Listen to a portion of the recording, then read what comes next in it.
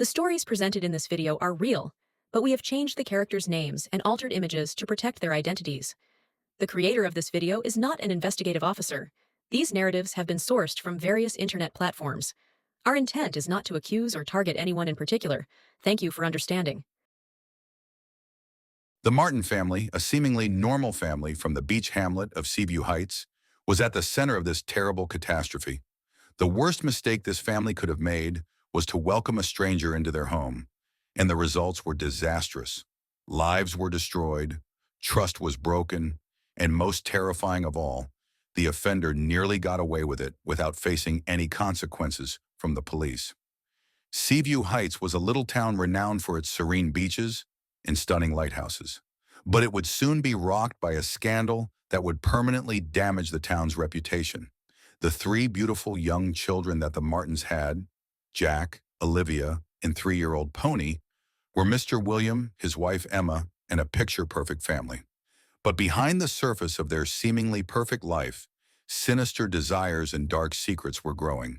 Rich real estate salesman Harry Williams was well known for his charm and good looks, and his stunning wife Emma, a dedicated teacher, was the epitome of grace and kindness.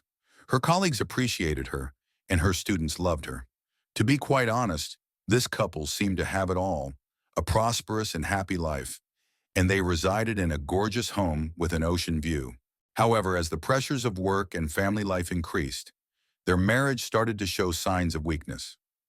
Let me now introduce you to Jessica, a recent Seaview Heights resident and college student who plays a crucial role in our story.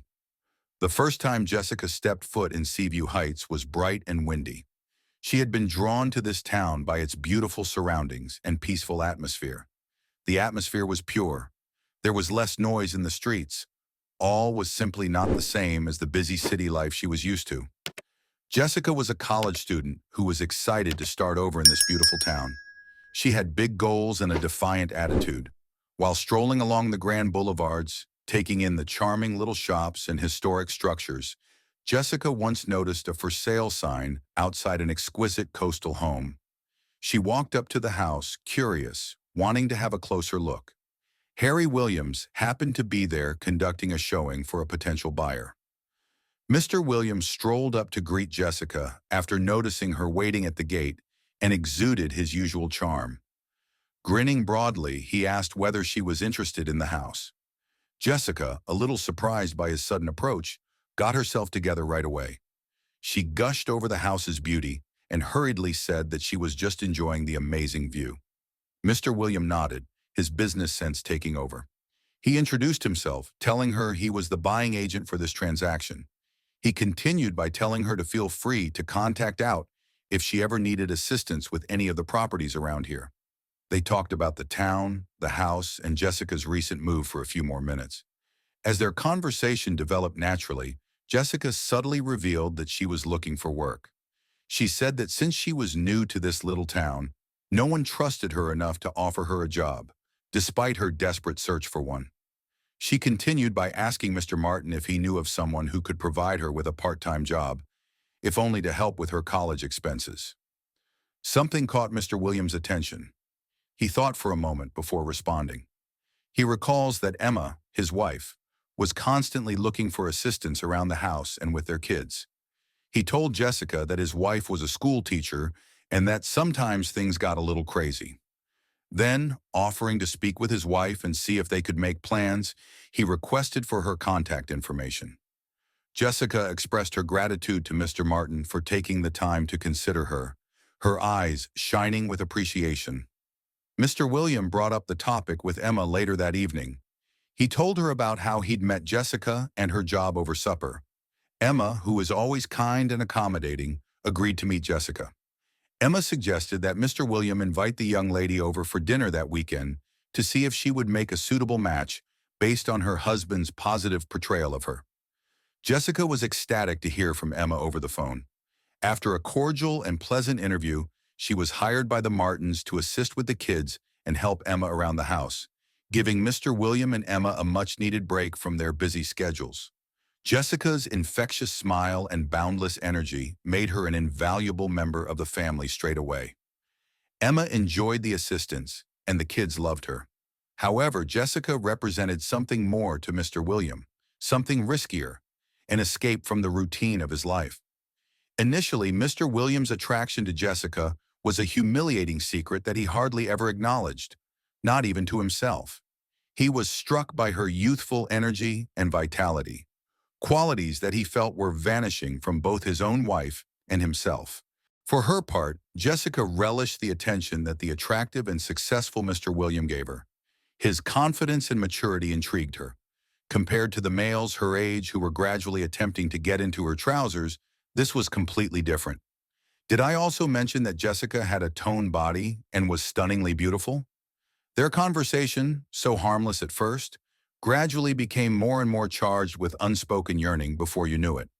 They both understood that it would happen eventually, and that day came. One sultry summer evening, while Emma was out of town attending a teacher's conference, the romance started.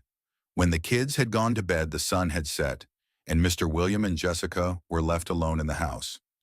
As they lay in the little living room, the sound of the waves breaking on the coast provided a calming backdrop. In passing conversation, they decided to share a bottle of wine. After Mr. William had poured 2 glasses of the deep red wine, they gave each other a light-hearted toast. Light-hearted bantering gave way to more serious conversation as the wine flowed. Jessica started to open up to Mr. William, her charming blue eyes and giggles. She talked about her struggles in school, managing her workload, working part-time jobs, and the pressures of expectations. She described her dreams of a day when she would be able to rise beyond the limitations of her present circumstances and truly do something valuable for herself with an openness and sincerity that greatly affected Mr. William. Mr. William found himself sharing more than usual as a result of the effects of the wine and the private circumstance. He discussed his line of work and how, despite his successes, he was irksomely unsatisfied.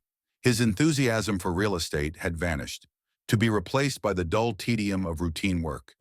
He admitted to Jessica that he had lost touch with Emma, the person he had previously admired, who now appeared aloof and preoccupied with her own life and career.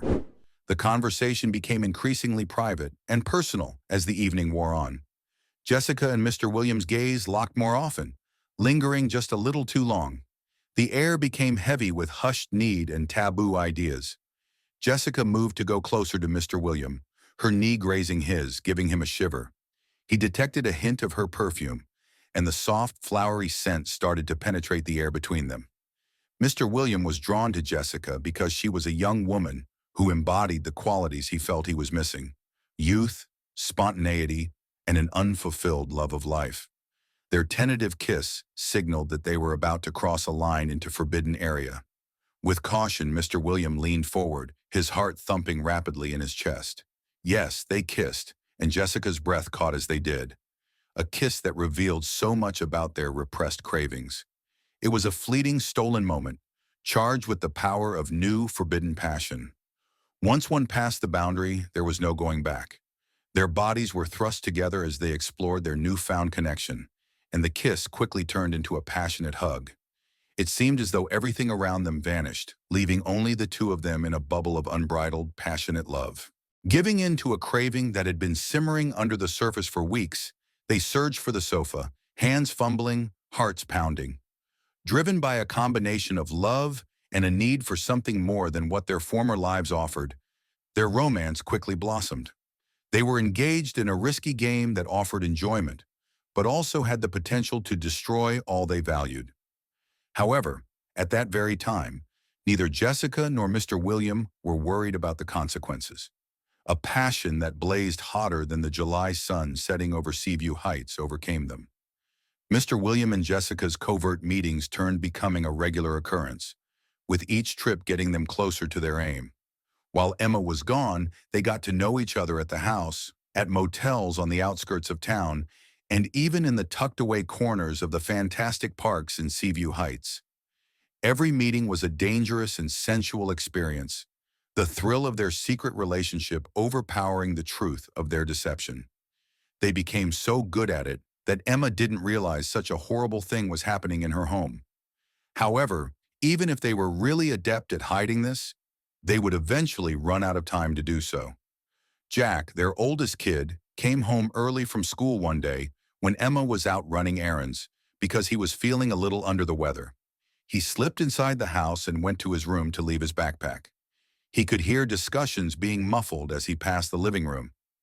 He was curious, so he peered over the corner and saw his father and Jessica sharing a deep embrace.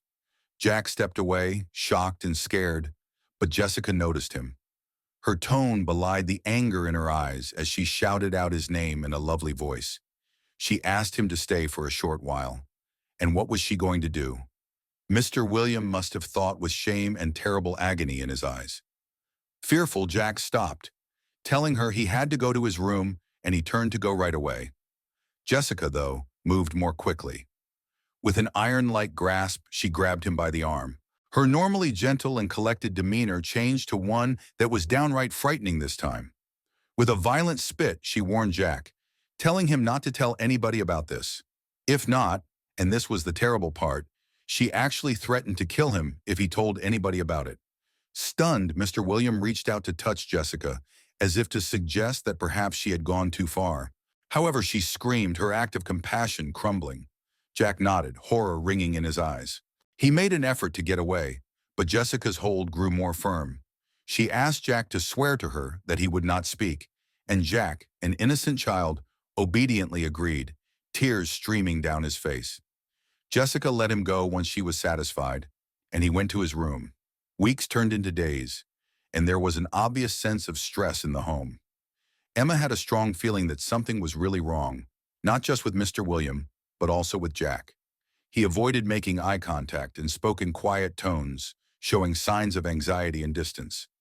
Emma's fear increased, but Jack wouldn't open up to her. In the meanwhile, it appeared like Mr. Williams' common-sense light bulb went on when Jessica threatened their child. He started to question whether it was all worthwhile. He began planning and arranging how he would inform his wife about the situation so that they could collaborate to get Jessica out of their lives. He simply couldn't bring himself to do it, though. Emma started to see even more terrible shifts in Mr. William. He grew more and more aloof, his love for her manufactured. Her concerns were aroused by his unexpected business trips and late nights at the workplace, but she chose to dismiss them, blaming his behavior on stress. The whole tragedy didn't come to light until one evening when a loud commotion disturbed the peaceful nighttime atmosphere. With the children gone from Emma's mother's cottage, Mrs. James, a neighbor, went to the Martins' home, her heart pounding. She feared the worst, even though she had no idea what she would find. She was shocked to see something even worse than she had expected. Harry Williams lay still in a puddle of his own blood, his body and eyes vacant. A piercing scream from Mrs. James echoed throughout the neighborhood, and before you knew it, people were flocking to the scene to find out what had occurred. The terror quickly spread across the community, and police and investigators immediately descended on the Martin residence in an attempt to discover the cause of Mr. Williams' untimely demise. Emma had to rush home with the kids that same evening when the police called to alert her that her husband had been the victim of something. She went completely insane because they wouldn't give her any more information. In order to find out what had occurred, she immediately threw her kids in the vehicle and drove for more than 3 hours at an incredibly fast pace. While driving, she kept calling her husband's phone, but nobody answered. She was afraid of worse. Asking Jessica if she knew if anything had occurred, she called her. Jessica said that there was a disturbance outside the house and that she was prevented from entering by the cops. She also disclosed that she had arrived to deal with the disturbance in the community after being out of town that day. When Emma finally arrived, she found her husband's body in a motionless state, with forensics still working to determine the cause of death. She lost it. Why had this occurred? All people loved Mr. William. He was not despised even by those who harbored mild jealousies of his existence. Who would act in such a way? She was given time by the authorities before they asked whether she thought somebody may be responsible for this, but she had no suspicions. Nobody crossed her thoughts. Mr. William was a wonderful husband, father, and nearly perfect man. He was kind but endearing, and he would always provide a hand to those in need. There was not a single individual that she could think of who would try to kill Mr. William. When they questioned Jessica as well, she told them she was out of town since she had an exam to write while shedding a few tears. It came out that Jessica's alibi was confirmed when they called the institution to inquire about her presence for the test. When they asked Jack, the eldest child, if he also knew anything that may lead them to his father's killer, Jack said that he didn't. Jack became even more discouraged because he was already carrying a heavy load from his secret. The sight of his father's death disturbed him, as he had a gut feeling Jessica had to be involved in some way. He was overwhelmed with anger and terror at every glance she gave him, her warning echoing in his mind. He made the decision to confront her because he could take the weight any longer. One evening, Jack found Jessica alone herself in the kitchen, while Emma was out trying to cope with the terrible loss that had taken over her life. His heart pounded as he arrived at her, the air heavy with unspoken murmurs. "What made you do it?" Jack growled angrily, a mixture of fear and rage blazing in his eyes. "It was you, I'm sure of it. My dad was slain by you." Jessica's eyes narrowed as her attitude darkened. Jack had no idea what he was talking about, she told him. She spat out, "Jack, be careful with your claims." With his hands clasped at his sides, Jack stepped forward, stronger and more confident than before. He was the one threatening this time. He told her to go, threatening to tell his mother about the affair and everything if she stayed. He was unable to tolerate her. He couldn't stand the sight of her, even if he wasn't sure whether she was genuinely remorseful for his father's death. Jessica's demeanor abruptly changed from predatory to protective. She sprang for Jack, but he slipped out of her reach and dashed through the kitchen door. Driven by a furious yet scared feeling, Jessica grabbed a knife from the kitchen and ran after him, her boots slamming against the wood floor. Jack let out a shout as she approached him, the knife striking his shoulder, but narrowly avoiding his vital organs. The pain was excruciating, but the fear was worse. With blood dripping from his wound, he collapsed to the ground. As his cries reverberated throughout the home, Jessica saw the seriousness of her actions and sprinted out, dropping the knife with a loud clang. Shaken and bleeding, Jack called out for his mother, who hurried outside and rushed to the phone to call for assistance from the police and an ambulance. As they searched for Jessica, the police showed up in an instant, their lights glowing brilliantly on the walls. Meanwhile, Jack was taken to the hospital due to his fast diminishing blood supply.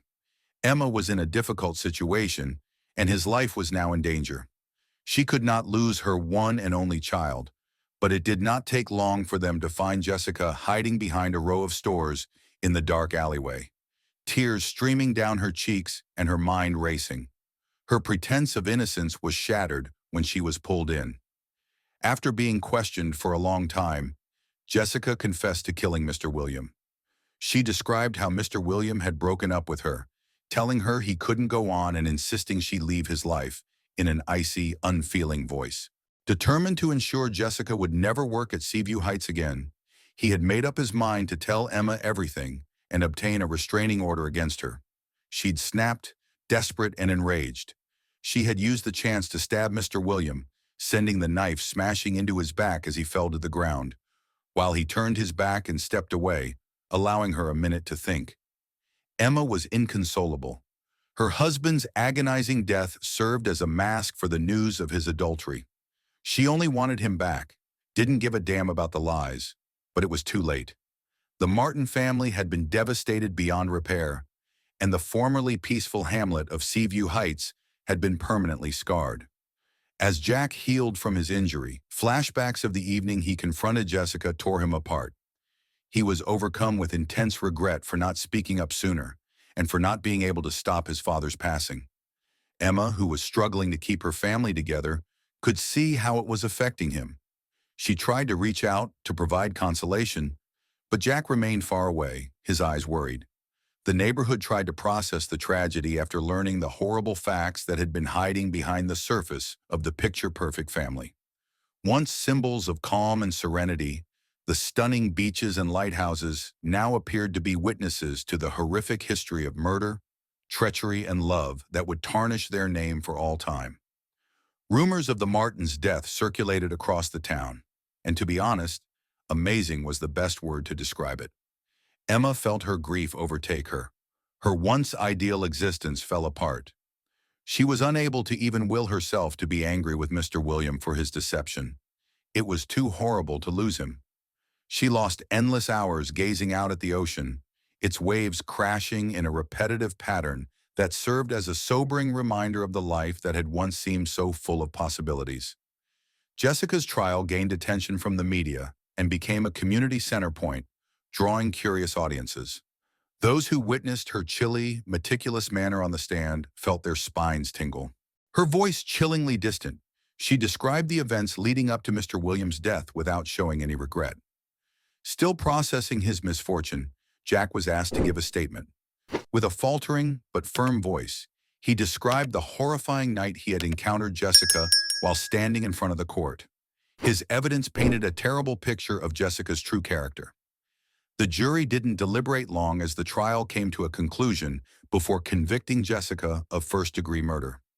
Justice was served to the shattered Martin family by her prompt and severe punishment. Following the incident, Emma, Jack, and her children, ages 3 and 7, found it difficult to reassemble their lives. Emma made the decision to sell the house in the hopes that a new beginning would aid in their recovery because the once beautiful mansion was now the scene of horrible memories. The wounds persisted even after they ran away from the curious onlookers and murmurs. Seaview Heights, which was forever changed by the disaster, attempted to reclaim its previous grandeur. The narrative of the Martins remained in the air, a cautionary tale of buried secrets and the evil that may lurk behind even the most seemingly perfect lives. Yet the lighthouses and beaches continued to draw tourists.